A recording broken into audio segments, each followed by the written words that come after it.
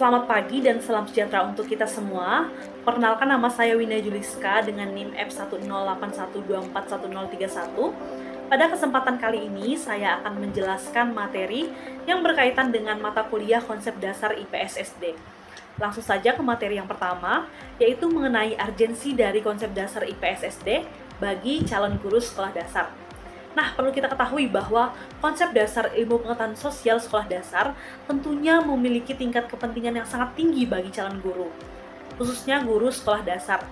Nah, dengan adanya konsep dasar IPS SD, dapat membantu calon guru dalam berbagai aspek, yaitu yang pertama, dasar pemahaman sosial.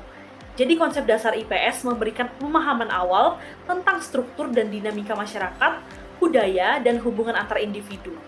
Jadi calon guru perlu memahami bagaimana masyarakat berfungsi, peran institusi sosial, dan cara norma serta nilai membentuk perilaku. Pengetahuan ini penting untuk mengajarkan siswa tentang interaksi sosial, peran mereka dalam masyarakat, dan bagaimana mereka bisa berkontribusi secara positif. Yang kedua, ada pengembangan keterampilan kritis. IPS mengajarkan siswa untuk berpikir kritis tentang isu-isu sosial, politik, dan ekonomi. Calon guru perlu menguasai metode pengajaran yang mendorong siswa untuk menganalisis informasi, mengevaluasi berbagai sudut pandang, dan menyimpulkan keputusan berdasarkan fakta. Keterampilan ini sangat penting untuk membantu siswa menjadi pemikir yang terampil dan mandiri. Selanjutnya, yang ketiga, yaitu dalam aspek pembekalan untuk masa depan. Memahami konsep dasar IPS membekali siswa dengan pengetahuan dan keterampilan yang relevan untuk kehidupan di masa depan. Ini termasuk memahami dinamika global, tantangan sosial, dan bagaimana mereka dapat berperan dalam perubahan sosial. Jadi, calon guru harus mampu mengajarkan siswa bagaimana mengatasi tantangan yang terjadi dan beradaptasi dalam dunia yang terus berubah. Yang keempat, ada pembentukan karakter. IPS berperan penting dalam pembentukan karakter siswa melalui pengajaran tentang nilai-nilai sosial, etika, dan tanggung jawab sebagai anggota masyarakat. Calon guru harus memahami bagaimana mengintegrasikan nilai-nilai seperti toleransi, empati, dan keadilan yang ke dalam kurikulum IPS untuk membentuk karakter siswa yang baik dan sosial. Dengan pemahaman yang kuat tentang konsep-konsep dasar IPS, calon guru dapat lebih efektif dalam memberikan materi yang bermanfaat bagi pengembangan sosial, kognitif, dan moral siswa. Selanjutnya, kita akan mendengarkan penjelasan mengenai pengertian dan perbedaan dari fakta, konsep, prosedur, dan metakognis. Jadi, kita menggunakan alur berpikir. Dari alur berpikir kemampuan tingkat rendah maupun kemampuan berpikir tingkat tinggi. Nah, yang pertama yaitu ada pengertian tentang fakta. Apa sih fakta itu? Jadi fakta merupakan segala sesuatu yang ditangkap mata bersifat nyata, benar-benar ada atau terjadi. Nah, contohnya, di hadapan saya ada lantai kotor. Debu cukup tebal menutupi lantai. Selain itu, sampah menumpuk di salah satu sudut ruangan. Jadi itu merupakan contoh fakta. Yang kedua, ada konsep.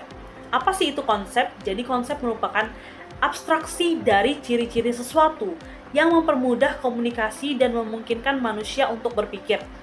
Jadi contohnya dari fakta yang tadi telah diberikan, konsep ini adalah kebersihan adalah pangkal kesehatan.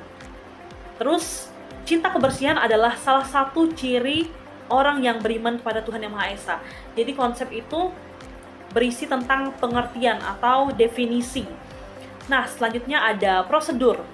Jadi prosedur merupakan tahap atau kegiatan untuk menyelesaikan suatu aktivitas. Jadi prosedur juga termasuk metode langkah demi langkah secara pasti dalam memecahkan suatu masalah. Nah, contohnya, saat saya ingin membersihkan debu tersebut, saya membutuhkan peralatan kebersihan seperti sapu, atau pel, atau ember. Nah, setelah itu saya bersihkan dahulu debunya dan sampah yang menempel di lantai dengan menggunakan sapu. Setelah itu saya mengelap menggunakan pel. Nah, jadi itu merupakan contoh dari prosedur. Selanjutnya ada metakognis.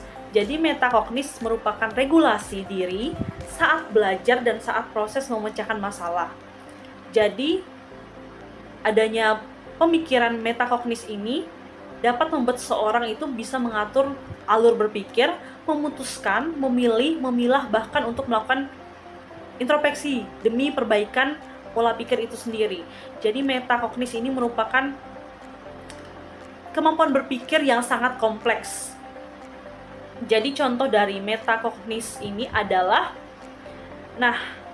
ketika saya melihat suatu fakta bahwa ada lantai yang kotor, selanjutnya saya mengetahui nih kalau misalnya lantai itu kotor, itu termasuk konsep. Nah, setelah itu saya mampu membersihkan lantai dengan baik, itu termasuk prosedur. Nah, ketika masuk ke dalam kemampuan berpikir tingkat tinggi atau metakognis, itu saya memiliki kesadaran untuk berinisiatif mengambil penyapu atau pel untuk membersihkan lantai yang kotor. Nah, mengapa saya membersihkannya? Karena saya sadar bahwa kebersihan adalah tanggung jawab bersama. Nah, tidak perlu menunggu orang lain untuk melakukannya. Jadi saya sendiri akan membersihkannya. Jadi perbedaan dari keempat kata tersebut adalah, yang pertama, fakta. Fakta itu merupakan informasi konkret yang dapat diverifikasi atau dibuktikan kebenarannya. Selanjutnya ada konsep. Jadi konsep merupakan ide atau kategori yang menghubungkan dan memberikan makna terhadap berbagai fakta. Yang selanjutnya ada prosedur. Jadi prosedur itu berkaitan dengan langkah-langkah praktis untuk mencapai tujuan atau menyelesaikan tugas. Selanjutnya ada metakognis, berkaitan dengan kesadaran dan pengelolaan proses berpikir dan strategi belajar. Untuk materi yang ketiga yaitu mengenai pengertian konsep, ciri-ciri konsep, dan hubungan fakta dengan konsep. Jadi pengertian konsep seperti yang sudah dijelaskan sebelumnya merupakan suatu abstraksi dari ciri-ciri sesuatu yang mempermudah komunikasi antar manusia dan memungkinkan manusia untuk berpikir. Nah, sedangkan pengertian konsep menurut KBBI sendiri adalah rancangan atau ide. Selanjutnya, ciri-ciri konsep dibagi menjadi 4, yaitu yang pertama, sifatnya abstrak dan gambaran mental dari objek, peristiwa, atau kegiatan. Yang kedua, merupakan kumpulan benda yang memiliki sifat atau kualitas. Yang ketiga, dipahami dengan belajar dari pengalaman. Yang keempat, bersifat personal, yang artinya setiap orang dapat memiliki suatu konsep yang berbeda atau beragam. Jadi hubungan fakta dengan konsep itu adalah, fakta diperlukan untuk menentukan mana yang termasuk atribut. Dengan adanya atribut-atribut tersebut akan membentuk sebuah konsep. Nah, konsep ialah suatu abstraksi yang dikelompokkan atau stimuli yang memiliki persamaan karakteristik. Hasil dari pengabstraksikan itu, kita sederhanakan cara menyebutnya dengan memberi nama konsep.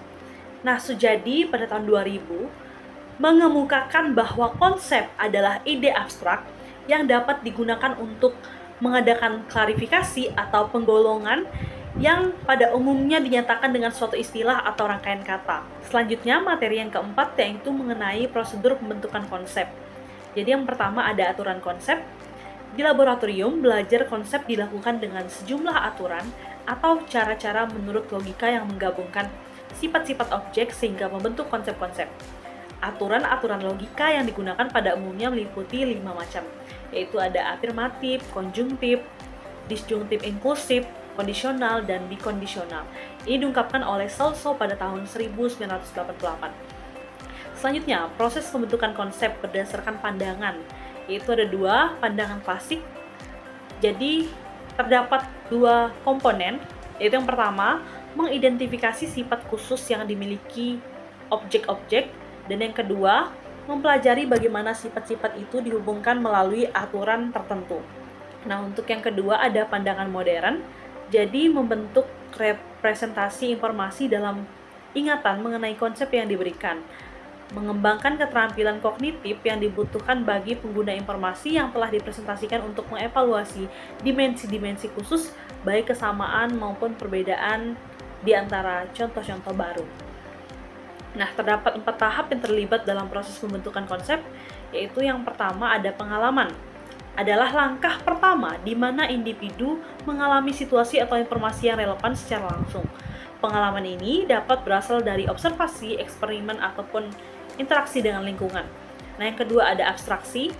Setelah pengalaman diperoleh, langkah berikutnya adalah menyaring dan merangkum informasi tersebut untuk menemukan pola atau prinsip yang mendasarinya.